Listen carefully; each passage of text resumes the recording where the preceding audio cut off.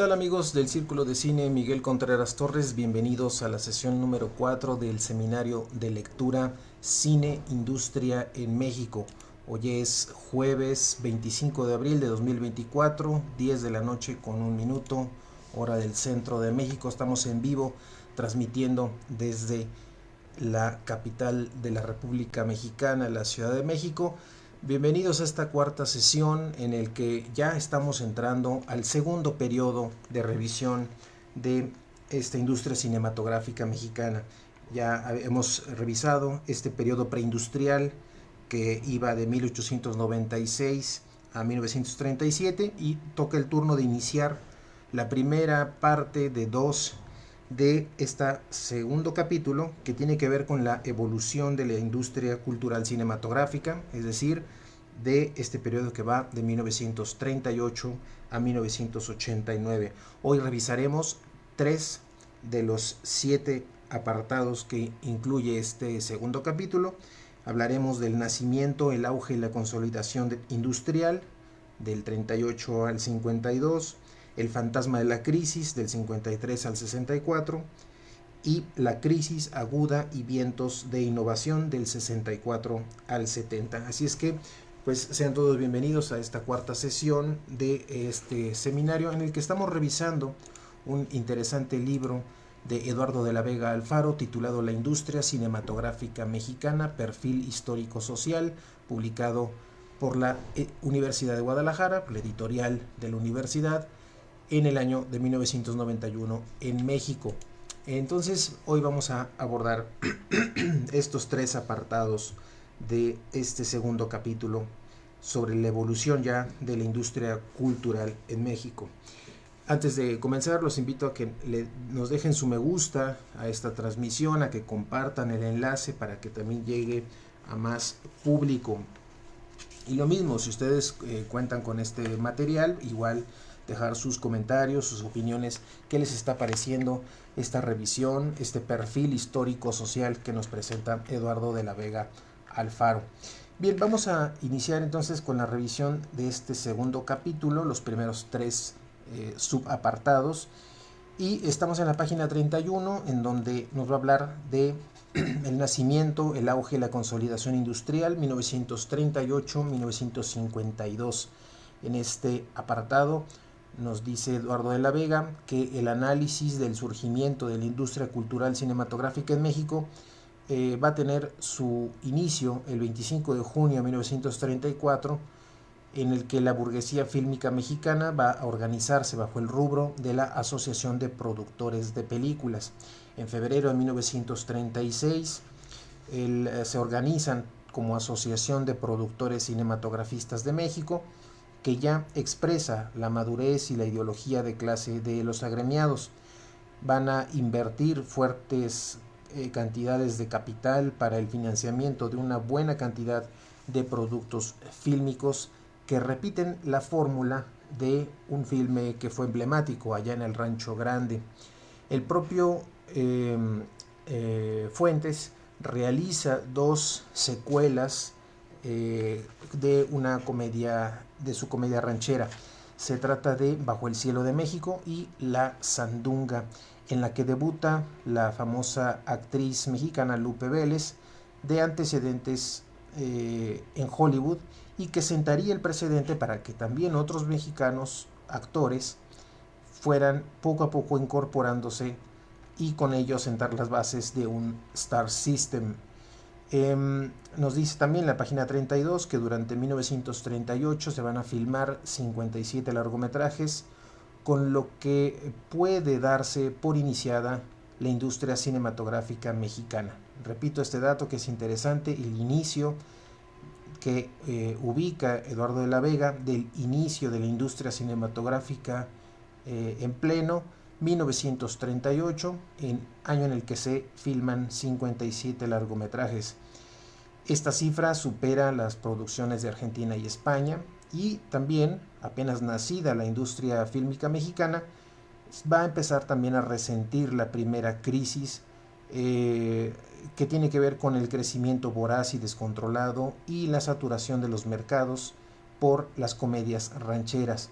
Los 2 últimos años el gobierno de Ávila Camacho estuvieron marcados por bruscos descensos en la producción.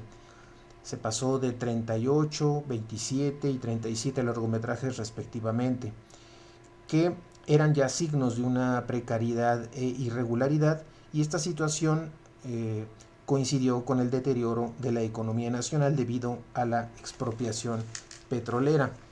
En la página 33 nos dice que, sin embargo, esto puede considerarse un fenómeno pasajero.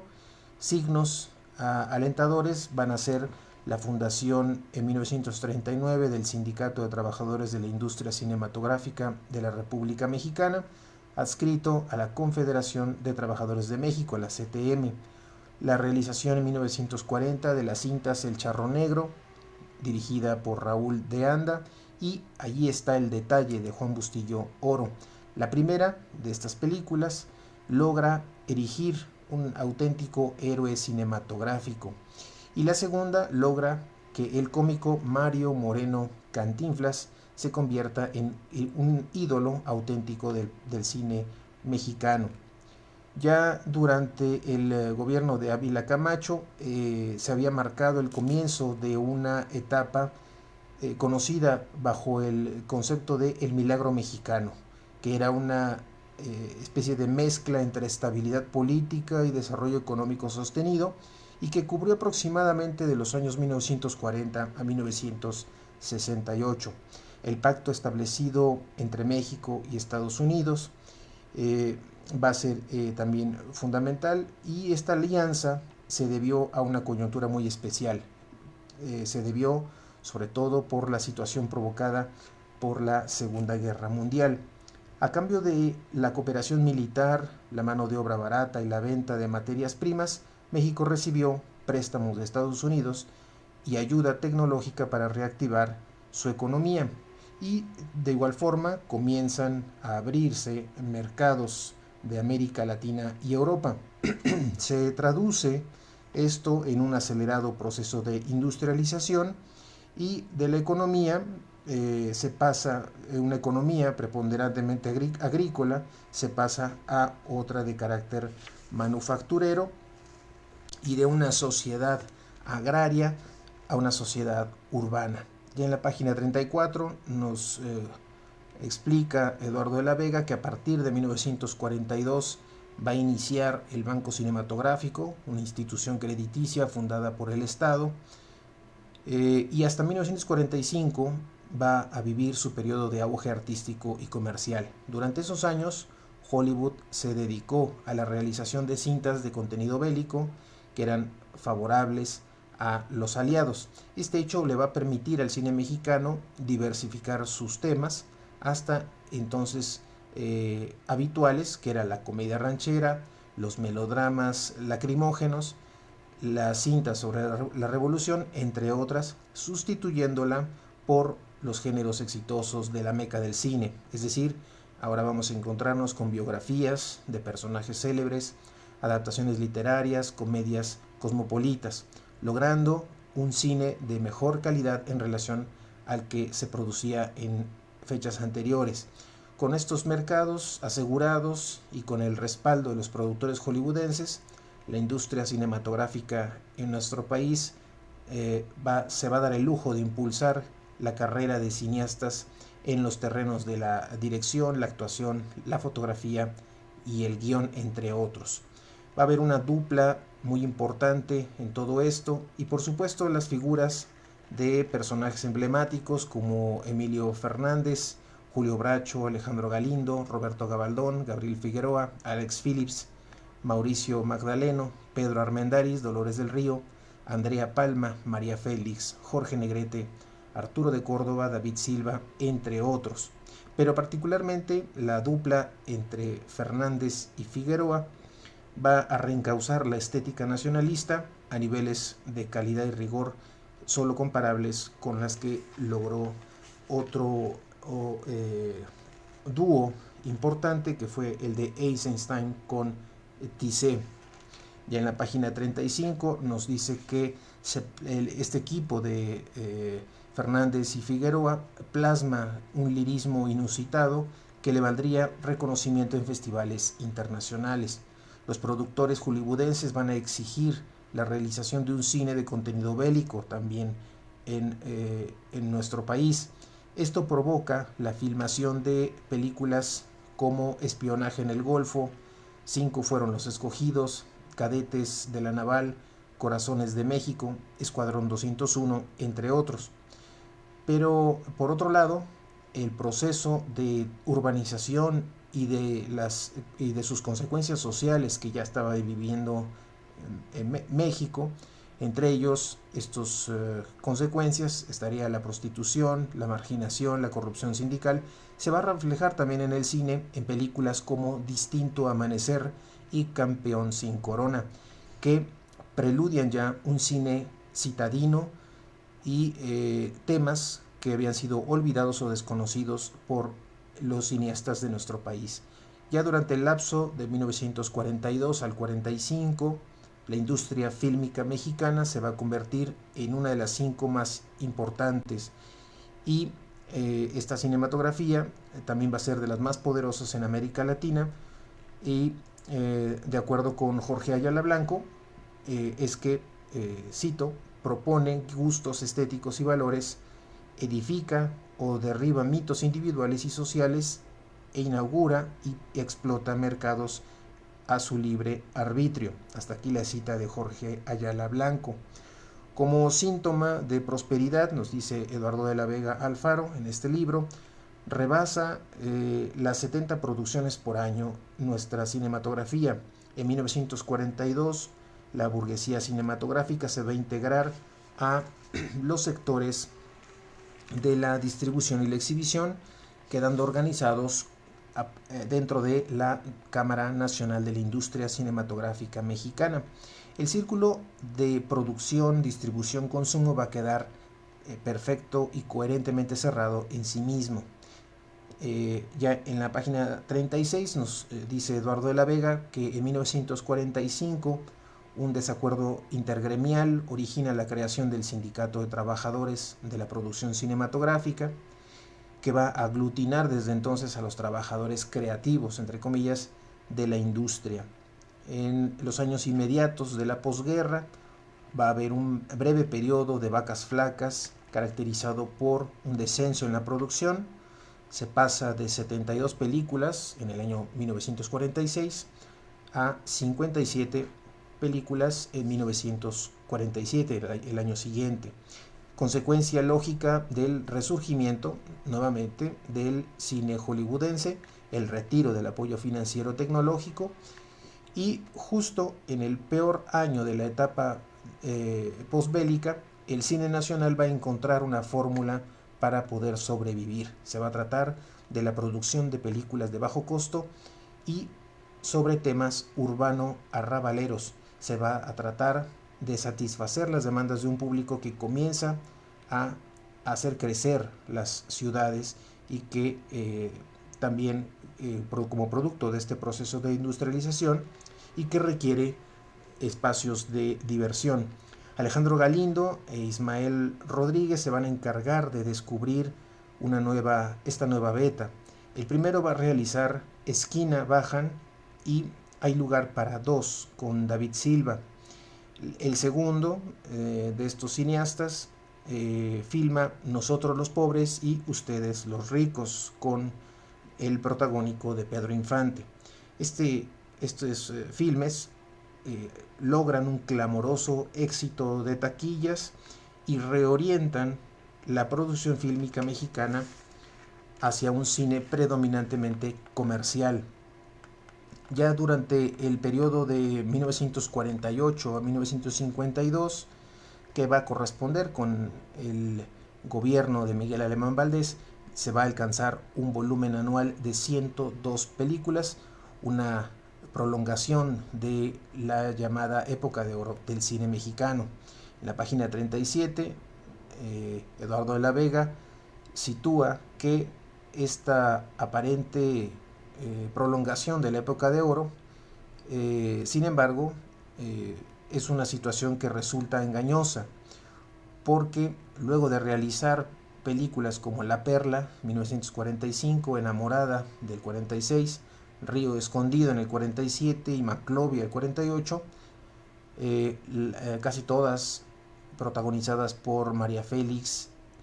En este caso, el Indio Fernández comienza a filmar una saga de obras fílmicas importantes: Salón México, Pueblerina, La Malquerida, Duelo en las Montañas, Un Día de Vida, Víctimas del Pecado, La Bien Amada, Acapulco, El Maritú y Cuando levanta la niebla, que van a estar todas estas películas condicionadas por presupuestos muy bajos, y es cuando la fama del Indio Fernández comienza a extinguirse y que arrastra consigo el prestigio del arte fílmico mexicano.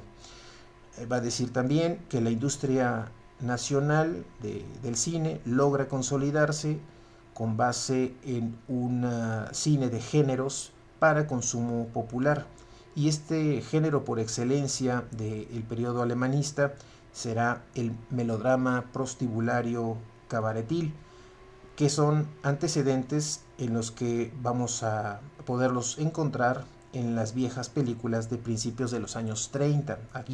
Ahí se remonta este tipo de melodramas prostibularios y cabaretiles. Estamos hablando de antecedentes como Santa, La Mujer del Puerto, La Mujer del Puerto, La Mancha de Sangre, entre otros. Una serie de dramas de la literatura también folletinesca, y en las canciones de Agustín Lara, que eran muy importantes en la época. Tras el éxito del melodrama trópico cabaretil llamado Humo en los Ojos, de Alberto Gould, de 1946, hay también una infinidad de películas que recurren a esta fórmula: la idea de una mujer fatal metida a prostituta, cantante, cabaretera, rumbera, fichera. Y cabe destacar en este periodo la trilogía realizada por Alberto Gould para el lucimiento de una rumbera cubana llamada Ninón Sevilla. Se trata de las películas Aventurera, de 1949, Sensualidad, del 50, y No Niego Mi Pasado, también de ese mismo año. En la página 38 nos dice Eduardo de la Vega que el realizador supo aprovechar las convenciones del género para desarrollar obras subversivas. El caso de Gould fue en realidad la excepción de la regla. Otros géneros que también van a ser exitosos en esta época va a ser la comedia, en la que va a sobresalir Gilberto Martínez Solares, quien dirige la mayoría de las películas de Germán Valdés Tintán. Entre ellas, bueno, hay que recordar Calabacitas Tiernas, El Rey del Barrio, El Revoltoso, entre otros. Otro género exitoso es el melodrama familiar, en el que Alejandro Galindo realiza una excelente película, como es Una familia de tantas, 1948. También Doña Perfecta, 1950, inspirada en una novela de Galdós. Y también Gabaldón forma un equipo con el cinefotógrafo Alex Phillips, o también con Gabriel Figueroa, y el escritor José Revueltas. Ellos van a tener también extraordinarios éxitos con cintas como La Otra, de 1946, La Diosa Arrodillada, del 47, La Casa Chica, del 49, Deseada, del 50, Rosauro Castro, del 50, En la palma de tu mano, muy importante, del 50, La Noche Avanza, también del 51, El Rebozo de Soledad, del 52, y será particularmente con Deseada, Rosauro Castro y El Rebozo de Soledad que Gabaldón va a poder prolongar la estética nacionalista a muy alto nivel. En esta época se le va inclusive a considerar como un importante y digno sucesor de lo que ya había hecho Emilio el Indio Fernández. En la página 39 de este libro, Eduardo de la Vega afirma que en 1947 el Banco Cinematográfico se va a también a convertir en el Banco Nacional Cinematográfico, que en ese mismo año se funda la distribuidora Películas Nacionales S.A., Sociedad Anónima, y desde su fundación en el 45, esta distribuidora tiene la tarea de llevar el cine mexicano a América Latina, Europa y el sur de Estados Unidos. En 1949 se va a decretar una ley de la industria cinematográfica y se va a fundar la Dirección General de Cinematografía, que va a depender de la Secretaría de Gobernación. La ley de la industria cinematográfica va a intentar prohibir el desarrollo de los monopolios, pero resultaba anacrónica porque en el año del 49 un monopolio que era regenteado por el norteamericano William Jenkins y junto con otros prestanombres mexicanos controlaba también el 80% de la exhibición del país. Este monopolio había venido gestándose durante el sexenio de Miguel Ávila Camacho. El monopolio Jenkins iniciaría a partir del año de 1950 con una siniestra política encaminada a sujetar a la burguesía cinematográfica para que produjera el cine que más le convenía a esos intereses del sector de exhibición. Ahí queda entonces preparado el terreno para que la cinematografía mexicana comenzara una de sus peores épocas. Y en la página 40 vamos a entrar al segundo subapartado del capítulo 2, que Eduardo de la Vega titula El fantasma de la crisis 1953-1964.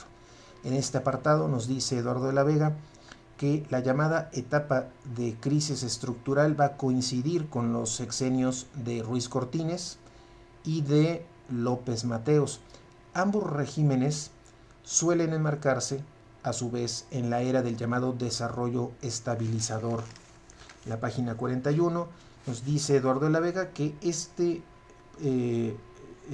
era llamada desarrollo estabilizador implicó también una nueva era de la estabilidad política para el país, la cual no evitó que hubiera descontentos populares, sobre todo en la clase media y en el proletariado.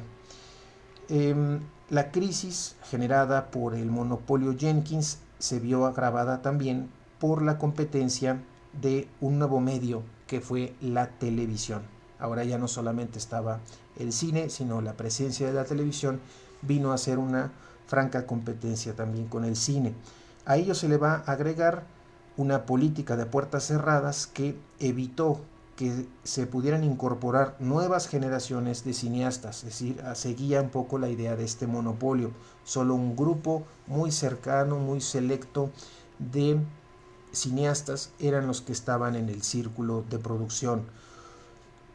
Con lo que el cine mexicano cayó en un anquilosamiento estético y temático que agudizó también la pérdida de mercados que ya se había iniciado en la posguerra. En la página 42 explica Eduardo de la Vega que en los restantes años de la década de los 50 fue ante todo una crisis estética, ya que los volúmenes de la producción en realidad se mantuvieron por encima de las 90 películas por año, alcanzando en el año de 53 una cifra récord que fueron 118 producciones fílmicas.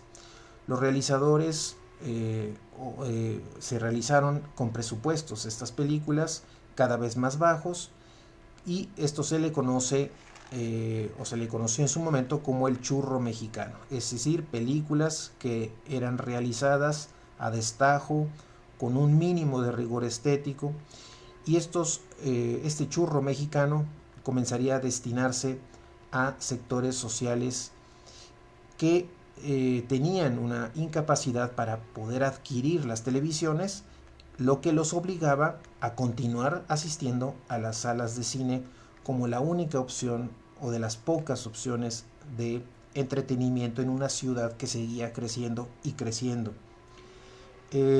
También nos dice que en 1953 el nuevo gobierno puso al frente del Banco Nacional Cinematográfico al licenciado Eduardo Garduño. Sin embargo, se prestó a una serie de corruptelas y errores y en la página 43 nos dice que conforme la crisis estética se fue agudizando, la propia burguesía cinematográfica se dio a la tarea de patrocinar películas en color y en el CinemaScope. Se van a dedicar a producir nuevos, entre comillas, géneros para un mercado cautivo. ¿Quién era este mercado cautivo? Pues las masas proletarias, campesinas y lumpen proletarias que en ese momento, recién surgido la televisión, no tenían los recursos económicos también para adquirir ese aparato y acceder a otras propuestas. Van a proliferar entonces en el cine los dramas rancheros, las cintas de luchadores enmascarados, las películas de desnudos artísticos, entre comillas, los western a la mexicana, las comedias urbanas, los melodramas juveniles o religiosos, las biografías edificantes, nuevas versiones sobre la Revolución Mexicana y adaptaciones literarias de también con la presencia de obras de horror. La comedia ranchera, Dos tipos de cuidado, realizada por Ismael Rodríguez en el 52, el melodrama familiar Los Fernández de Peralvillo por Alejandro Galindo en el 53, westerns como Los Tres Villalobos, La Venganza de los Villalobos de Fernando Méndez, que hizo en el 54, o Los Hermanos de Hierro de Ismael Rodríguez en el 61, van a ser películas o ejemplos de películas de estos gustos que van a desarrollar la cinematografía de aquel entonces. También los melodramas juveniles como la película Los Jóvenes, por cierto, primera producción, primera película de Luis Alcoriza en 1960, adaptaciones literarias como La sombra del caudillo de Julio Bracho en el 60, melodramas de humor negro como El esqueleto de la señora Morales de el cineasta Rogelio González del 59, y cintas de horror como El ladrón de cadáveres de 1956 y El vampiro del 57, ambas películas de Fernando Méndez. También nos dice Eduardo de la Vega en la página 44 que Roberto Gabaldón y Emilio Fernández van a sostener este nacionalismo fílmico hasta agotarlo por completo. El primero va a ser Gabaldón, con sus películas La Escondida, Macario, Rosa Blanca, El Gallo de Oro. Y el segundo, Emilio Fernández, estará filmando películas como La Red o Una cita de amor. También Luis Alcoriza va a debutar, como ya les decía, en el año 1960 con Los Jóvenes. Y más adelante realizará una extraordinaria trilogía sobre temas mexicanos, un melodrama provinciano que se llama Tlayucan del 61, Tiburoneros del 62 y Tarahumara del 64. Otro cineasta radicado en México desde 1946 va a ser Luis Buñuel. Aquí vamos a poder destacar, por supuesto, Los Olvidados de 1950 y algunas otras que continuaron a esta producción, como El del 53, La ilusión viaja en tranvía de ese mismo año, Ensayo de un crimen del 55, Nazarín del 58, Viridiana del 61, El ángel exterminador del 62 y Simón del desierto del 64. El prestigio de Buñuel, dice Eduardo de la Vega, rebasó las fronteras nacionales y se trataba de un prestigio personal logrado a contracorriente de lo que sucedía en el ambiente cinematográfico mexicano. A fines de la década de los 50, el Estado va a crear la Compañía Operadora de Teatros, que no se tradujo en realidad en beneficios, siguió en los géneros más insulsos y en un comercialismo abyecto, dice Eduardo de la Vega. Para 1961, los volúmenes de la producción descienden a menos de 70 películas, y mientras la industria fílmica mexicana se debatía en esta crisis, una crisis que primero fue estética y ya después también económica, la cinematografía francesa, inglesa, norteamericana empieza a ver el surgimiento de nuevas generaciones de cineastas. Hay la consigna de crear un nuevo cine, el llamado cine de autor, que iniciaban una profunda innovación estético-estilística. Desde principios de la década de los 50, dice Eduardo de la Vega en la página 46, varios realizadores fílmicos mexicanos ya se habían aventurado a hacer una especie de cine independiente o cine amateur, filmándolos en 35 y en 16 milímetros. Manuel Barbachano Ponce, productor de Raíces y de Torero, van a ser uno de los que se van a aventurar a este llamado cine independiente. Giovanni Carporal va a filmar El Brazo Fuerte en el 58. Hay la fundación también importante en el 61 del llamado Grupo Nuevo Cine, en el que vamos a tener películas como el mediometraje En el Balcón Vacío del 63 de Yomi García Ascot, y en ella García Ascot logró asimilar las propuestas estéticas de la nueva ola francesa, sobre todo del cine de Alain Resnais, particularmente películas como Hiroshima mi amor, el año pasado en Marienbad, entre otras producciones que influyeron en su trabajo. En la página 47 dice Eduardo de la Vega que a través de la revista Nuevo Cine van a llevar a cabo una crítica a esta industria, a este carácter de cine industrial que se vivía, y se van a plantear la necesidad de hacer una reestructura de las instituciones para dar cabida a nuevas generaciones de técnicos y cineastas. Por otra parte, la UNAM va a prosperar entre fines de los 50 y principios de los 60 un movimiento de cineclubismo que fue base para la creación en el año del 63 del Centro Universitario de Estudios Cinematográficos, el CUEC, que estaba bajo la dirección de Manuel González Casanova. El siguiente apartado que nos presenta Eduardo de la Vega es el de la crisis aguda y los vientos de innovación, que va a comprender el periodo de 1964 a 1970, último subapartado que vamos a revisar en esta sesión. Dice Eduardo de la Vega que durante el sexenio de Díaz Ordaz, último periodo del llamado desarrollo estabilizador, la industria del espectáculo cinematográfico en México va a vivir su etapa de crisis más aguda. Síntomas de un aumento en la producción de las series de episodios que van a ser filmados en los estudios América. Estas series resultaban baratísimas e implicaban la contratación no de los trabajadores del sindicato de trabajadores de la producción cinematográfica, que eran como los que estaban facultados por ley para hacer rodaje de películas profesionales de largometraje, sino que se contrataría a trabajadores del sindicato de trabajadores de la industria cinematográfica de la República Mexicana, que de acuerdo a la legislación solo podían participar en el rodaje de cortos y documentales. Estos cortos de media hora cada uno en realidad eran largometrajes disfrazados que hacían aumentar de manera ficticia las cifras de la producción anual. La calidad era realmente pobre y sus contenidos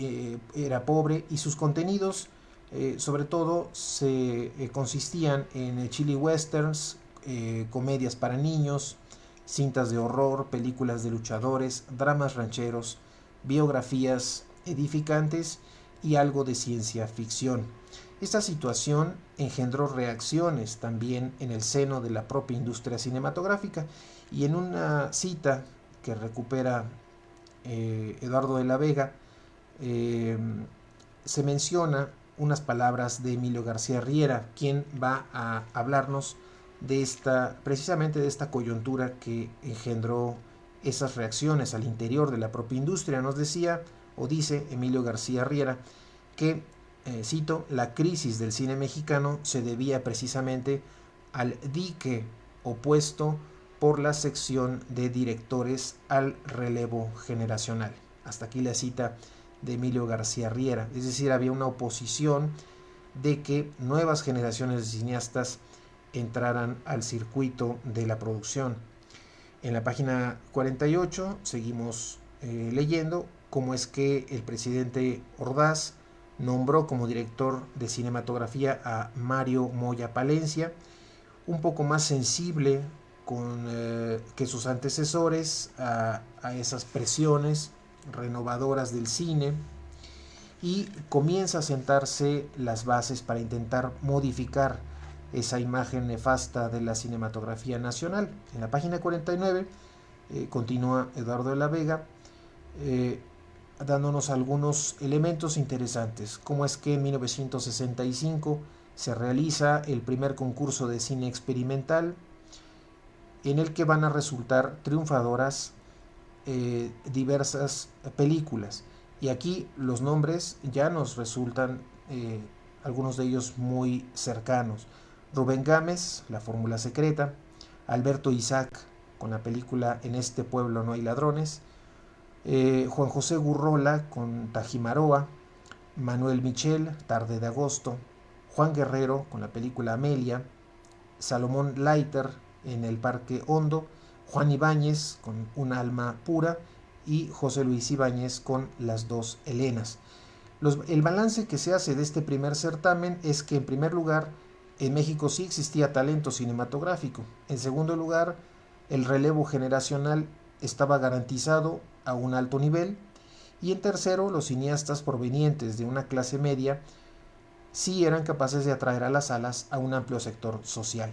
Solo quedaba entonces permitir que esta nueva generación entrara a esa estructura industrial que estaba en ese entonces exclusiva por los miembros de la antigua burguesía cinematográfica, sus hijos y sus herederos. En 1967 se va a realizar un segundo concurso de cine experimental. Solamente van a participar 7 películas y se puede destacar algunas de ellas, como la película de Archibaldo Burns, quien realiza la película Juego de Mentiras o La venganza de una criada.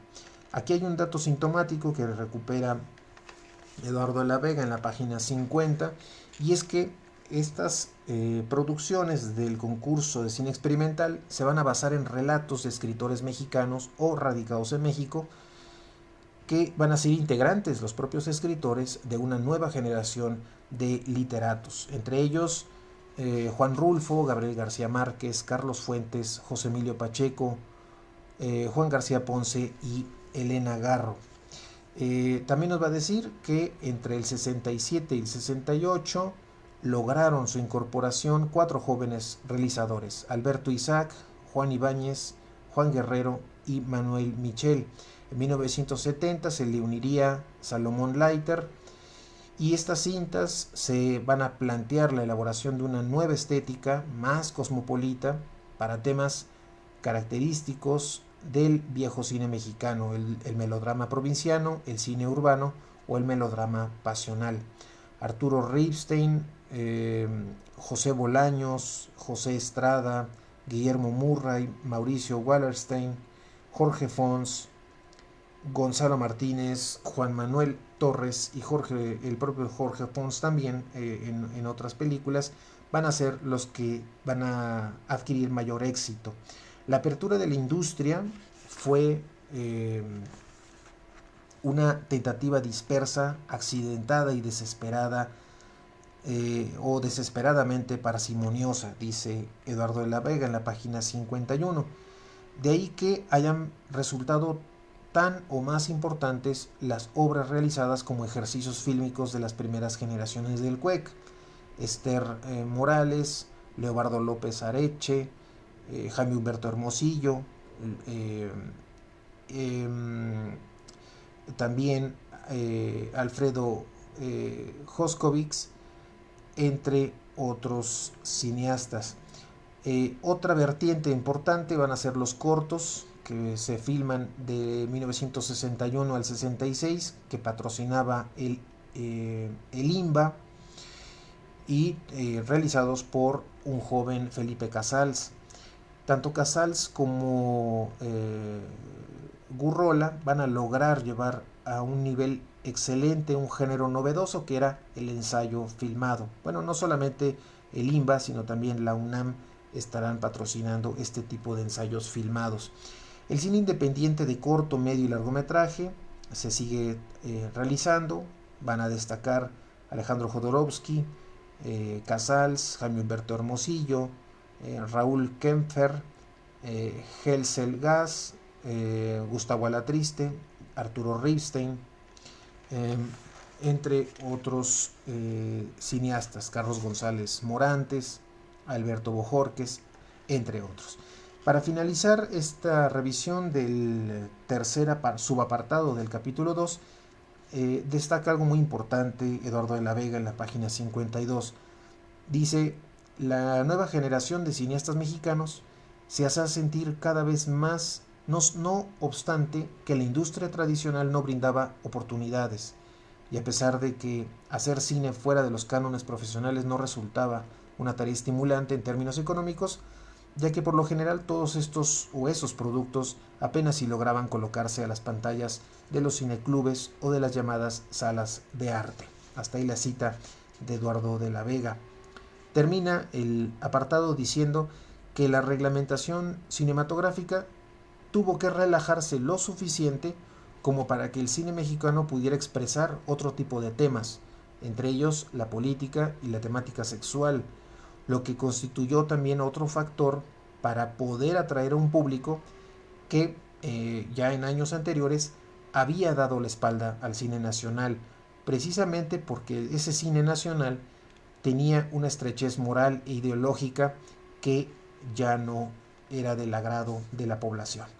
Hasta aquí la revisión de este tercer subapartado, y el día de mañana culminaremos con la revisión de este libro con los últimos apartados de esta publicación, y que tiene que ver con los siguientes temas: la intervención estatal en la producción, la política del retroceso, el signo de los últimos tiempos, y un colofón donde Eduardo de la Vega habla de la alternativa del video, la incorporación del video a el ámbito cinematográfico y qué posibilidades va encontrando. Repito, es una publicación de 1990, una conferencia que imparte Eduardo de la Vega y que un año después es publicado por la editorial de la Universidad de Guadalajara. En este libro, que se llama La industria cinematográfica mexicana, perfil histórico-social, publicado en México. Bien, hasta aquí entonces la revisión de estos apartados, y el día de mañana a las 10 de la noche los espero para la culminación de la revisión de este interesante libro de Eduardo de la Vega, que nos da una visión panorámica, una visión general sobre cuál ha sido el desarrollo del cine en tanto industria en nuestro país. Sin más, les deseo que tengan una excelente noche y nos escuchamos el día de mañana a las 10 de la noche para terminar con este seminario. Muchas gracias y hasta el día de mañana.